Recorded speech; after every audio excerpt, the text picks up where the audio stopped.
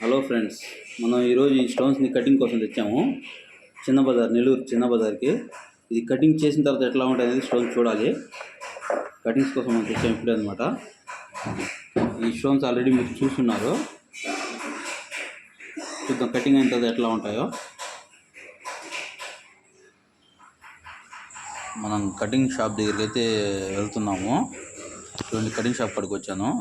Cutting shop అతను ఏమన్నాడంటే, ఇవి క్రిస్టల్స్, వీటిని కటింగ్ చేసి వేయాలంటే ఒక చిన్న స్టోన్కి వచ్చి 800 అడిగాడు, పెద్ద స్టోన్కి వచ్చి 2000 అడిగాడు అనమాట.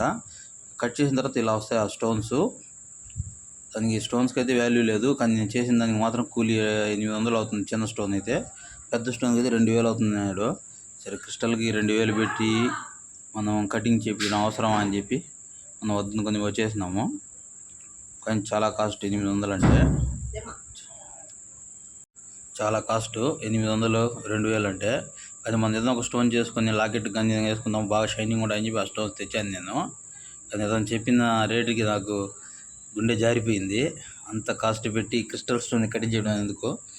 వేరే స్టోన్సే కొనుక్కోవచ్చు. ఆన్లైన్లో చాలా స్టోన్స్ 400, 500 దొరుకుతాయి.